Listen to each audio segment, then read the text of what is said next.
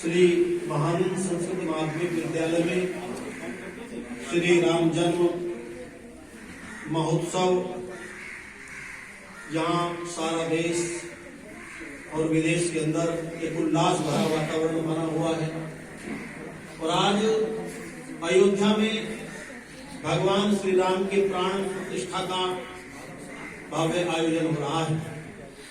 बंधुओं, हमारे जीवन में कई एक शब्द ऐसे आते हैं जिन शब्दों को हम सुन करके उलझ जाते हैं।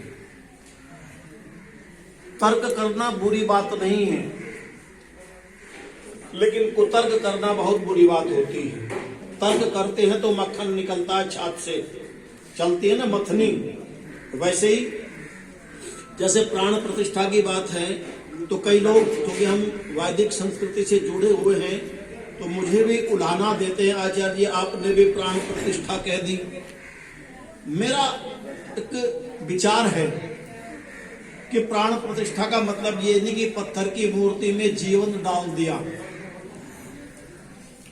जीवन देने वाला परमात्मा है, लेकिन हम समझते हैं कि राम के विचारों को यदि हमने अपनी जनता के अंदर प्रतिष्ठित कर दिया तो उसमें प्राण फूंक दिया।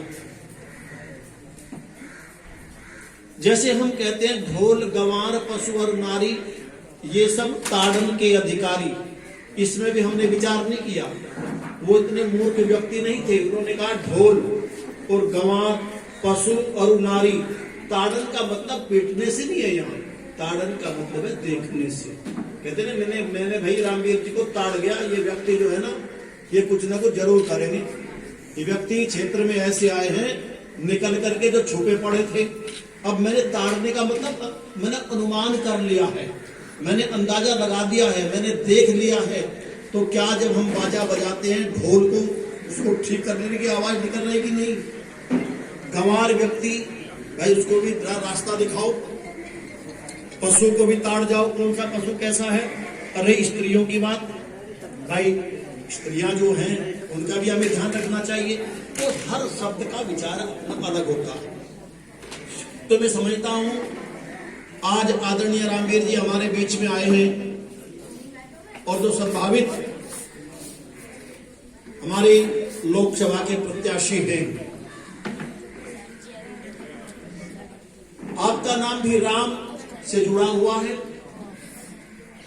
और राम की भी आज प्राण प्रतिष्ठा अयोध्या के अंदर हो रही है। ये एक संयोग है। और मैं अपने आदरणीय रामवीर जी से निवेदन करूंगा, ये वो स्थान है जिस स्थान पर पूज्यपाद ब्रह्मचारी कृष्णदत्त जी महाराज ने जो त्रेता युग में भगवान श्री राम को पुत्र के रूप में दशरथ के घर में उत्पन्न करने का पुत्रेष्टि यज्ञ के माध्यम से और देवियों की रानियों की चिकित्सा के माध्यम से एक बहुत बड़ा उपकर्म किया था। क्योंकि राजा दशरथ के कोई संतान नहीं थी आदरणीय, तो राजा दशरथ ने दूसरी शादी कर ली, फिर भी संतान नहीं हुई तो तीसरा संस्कार कर लिया। 3 रानियों के बावजूद भी कोई संतान दशरथ के परिवार में नहीं आई। किसको चिंता हुई? चिंता हुई पुरोहित को। पुरोहित पेटू नहीं होते। आज क्या है, जो पुरोहित केवल अपना पेट भरने का काम करते हैं वो पुरोहित नहीं है। पुरोहित तो वो होता है जो राष्ट्र की चिंता करता है। महाराज दशरथ के पुरोहित वशिष्ठ मुनि महाराज हुआ करते थे। वशिष्ठ मुनि को चिंता हुई कि राज्य परंपरा कैसे चलेगी, वंश की परंपरा दशरथ की कैसे चलेगी, तेरा पौरोहित्य सफल कैसे होगा। तो वशिष्ठ मुनि महाराज ने दशरथ से निवेदन किया कि घर में संतान पैदा होनी चाहिए, यज्ञ किया जाए, पुत्रेष्टि यज्ञ। वशिष्ठ मुनि महाराज बोले दशरथ से, महाराज बात तो बिल्कुल ठीक है, लेकिन मैं पुत्रेष्टि यज्ञ को कराना नहीं जानता। मैं विशेषज्ञ नहीं हूं, मैं एमडी नहीं हूं, मैं डॉक्टर नहीं हूं पुत्रेष्टि यज्ञ का। पुत्रेष्टि यज्ञ का डॉक्टर यदि कोई है तो वो श्रृंग ऋषि है, वो एमडी है उस क्षेत्र में, डीएम है उस क्षेत्र में। तो वशिष्ठ मुनि महाराज और राजा दशरथ दोनों कजली वन के अंदर गए, और यही पूज्यपाद ब्रह्मचारी कृष्णदत्त जी महाराज जिन्होंने लाक्षक दिया कि इस भूमि को लगभग 33 एकड़ भूमि को यमुनों के चुंगल से मुक्त कराकर आज संस्कृत महाविद्यालय और गौशाला जैसी और ये 5 विशाल यज्ञशाला यहाँ पर खड़ी हैं, जहाँ क्षेत्र के एरिया पर तो अनेक जनपद के हजारों व्यक्ति आकर के यहाँ यज्ञ में भाग लेते हैं और देश की दिशा का निर्धारण करते हैं। ऐसे उन ऋषि को कजली वन से लाया गया और ला करके जब पुत्रेष्टि यज्ञ का आयोजन किया गया, उन्होंने उसी प्रकार की यज्ञशाला का निर्माण किया, उसी प्रकार के साकल्य का निर्माण किया, रानियों को दशरथ को भी औषधि का पान कराया और कई महीने तक यज्ञ को संपन्न करने के बाद में फिर आचरण के अनुसार जब संतान का आह्वान किया तो एक ने अभिचार संतान पैदा हुई राजा दशरथ के यहाँ, और उनमें सबसे बड़े थे भगवान राम। भगवान ऐश्वर्यशाली उसको भगवान कहते हैं, अर्थात वो जो रमा हुआ राम है कण कण में, वो कभी नहीं आता। अर्थात जो मर्यादा को बनाने के लिए आया, जो त्याग को करने के लिए आया, त्याग सिखाने के लिए आया, जो समस्या नहीं अपितु समस्या नहीं समाधान करने के लिए आया। ये समय समस्या का एक बहुत बड़ा कारण बना हुआ था कौन? रावण। उस समय भगवान राम के अस्त्र में छिपी थी समस्या। जब समस्या का समाधान नहीं हो रहा था तो भगवान राम ने अस्त्र उठाया, विश्वामित्र के नेतृत्व में, भारद्वाज के नेतृत्व में, मां सबरी के नेतृत्व में एक शस्त्र उठाया और शस्त्र उठा करके जो आताताई थे उनको नलकारा, और जो क्षत्रियों की पहचान होती है गदा, अस्त्र और शस्त्र, उससे रावण को समझाने का प्रयत्न किया। और जब वो नहीं माना तो उसकी सफाई करने के बाद में भगवान राम ने एक समाधान उत्पन्न कर दिया, शांति का समाधान। ये अनेक बात इस प्रकार की हो सकती थी। तो आज हमने बहुत छोटे रूप से, आज मैं रामवीर जी को निवेदन करना चाहूंगा, बहुत छोटे रूप में केवल मैंने कहा वो ऋषि यहाँ आए थे, उनके इस विद्यालय में भी ये यज्ञ का प्रोग्राम होना चाहिए। और जब भगवान राम, मैं आपको बता देना चाहता हूँ बेटियों या प्रिय बच्चों, जब भगवान राम आज से 9.5 लाख साल पहले अयोध्या में लंका को विजय करके आए तो राज्य कौन कर रहा था? भाई भरत, त्याग की मूर्ति। और भरत ने आकर के कहा भगवान भैया अपने राजपाट को संभालो। राम ने क्या कहा? भरत, क्या तुम्हारे इस राज्य की व्यवस्था में कोई कमी है?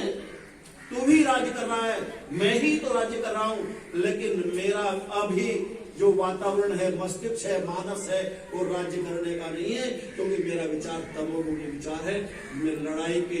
मैं युद्ध के मैदान से आ रहा हूँ, युद्ध करके आ रहा हूँ और रावण के परिवार को समाप्त करके आ रहा हूँ, इसीलिए मेरा अभी मैं राजनीतिक व्यवस्था नहीं दे सकता। मेरा विचार तमोगुणी है। इस तमोगुणी विचार को जब तक मैं सतोगुण में नहीं बदल सकता तब तक मैं राज्य की व्यवस्था को स्वीकार नहीं कर सकता। ये पूज्यपाद गुरुदेव ब्रह्मर्षि कृत अपने प्रवचनों में कहते हैं कि भगवान राम ने अयोध्या लौटने के बाद भी वर्षों तक तप किया और उसके पश्चात जाकर के कहीं राम उस राज्य को